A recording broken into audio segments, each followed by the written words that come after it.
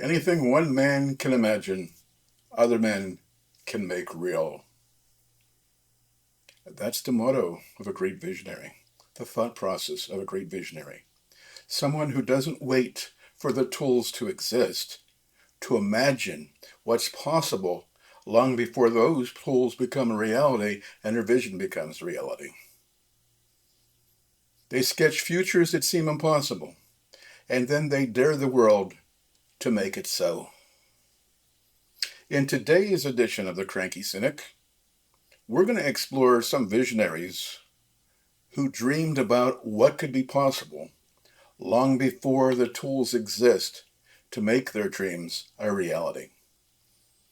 Come on with us as we explore the great visionaries.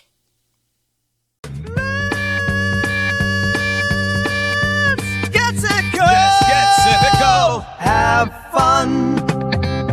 Smile more. Laugh hard.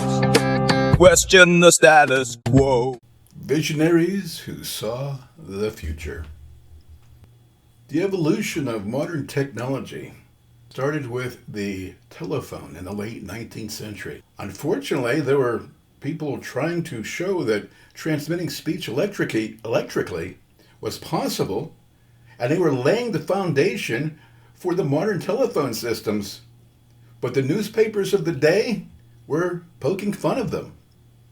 In 1865, the Boston Post declared, "Well-informed people know it's impossible to transmit the voice over wires, and if it were possible to do that, it would be of no practical value." A few years later, a New York newspaper was mocking a man. He was arrested for showing off a device he called a telephone. And that newspaper reported, "Well-informed people know it's impossible to transmit the human voice over wires." Funny how things change. It was only a few years later, as we turned the page to the 20th century, when there were a bunch of newspapers printing the quote, "Things move along so rapidly nowadays that people are saying it can't be done are now being interrupted by the people doing it." Times change. So let's talk about the history of visionaries. The people who saw what was possible long before the technology caught up with them. Let's go all the way back to the 1500s. Leonardo da Vinci, he defines the term Renaissance man. You would be hard-pressed to come up with the name of a person who was so accomplished in so many different fields as Leonardo da Vinci. Leonardo da Vinci was a painter. Few artists have had works that are universally recognized as much as the Mona Lisa and the Last Supper. His artistic creations and career in art alone are enough for him to be considered a legend. Leonardo da Vinci's anatomical drawings are so far ahead of their time.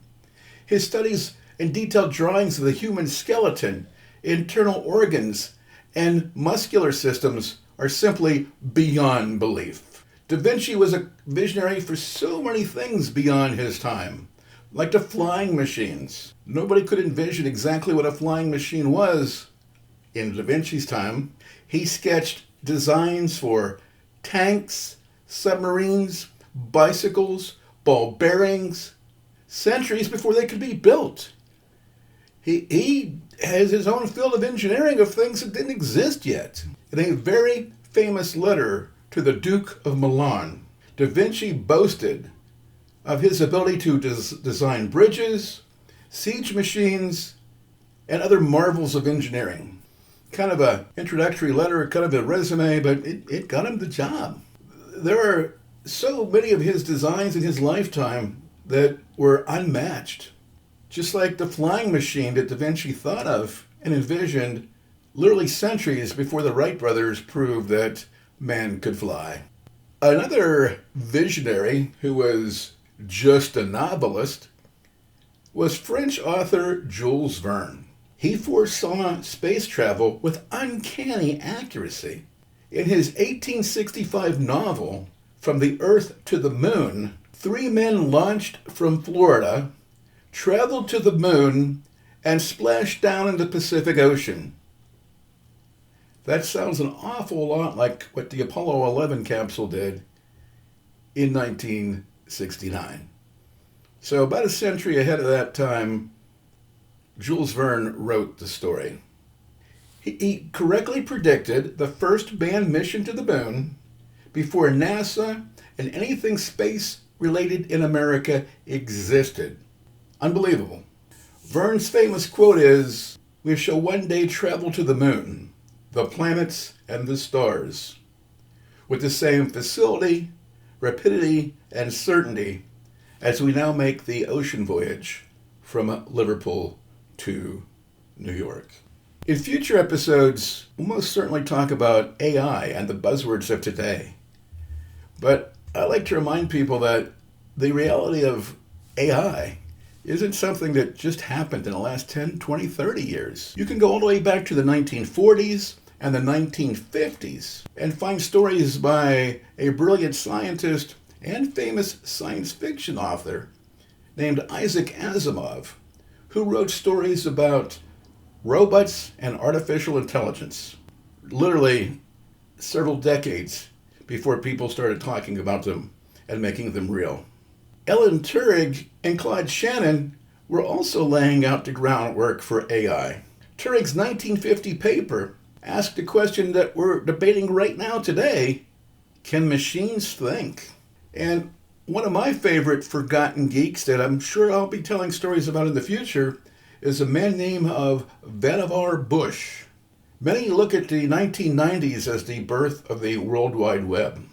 But Vannevar Bush was a famous military scientist who began writing about what we learned from the aftermath of World War II, and his published work, As We May Think, published in 1945, talked about a system that equates to today's hypertext and the World Wide Web.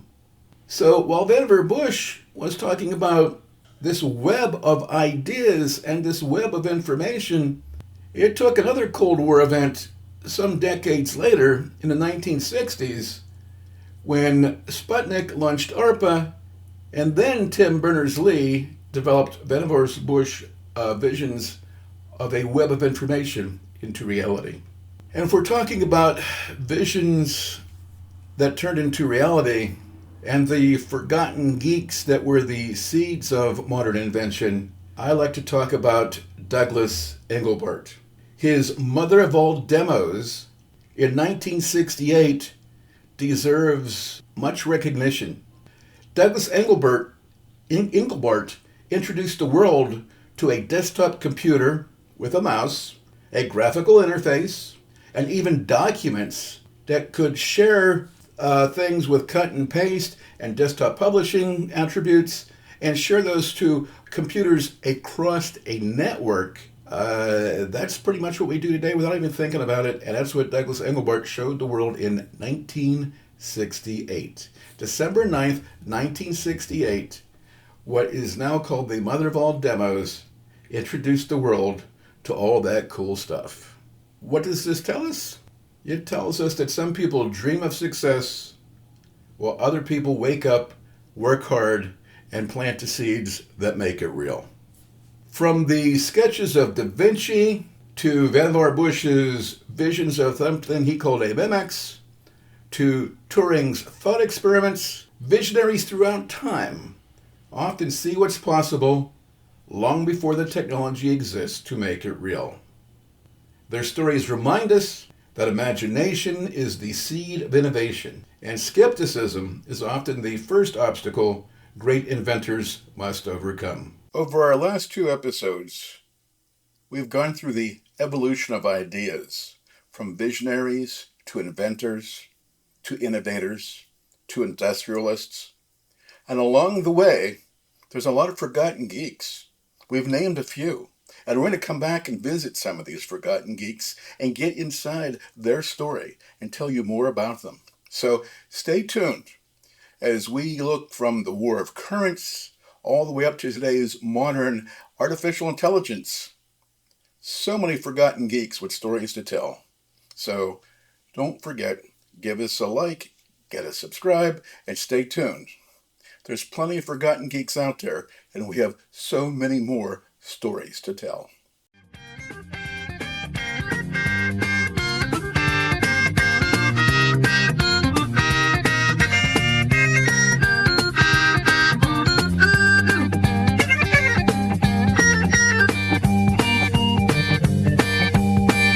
Let's get cynical.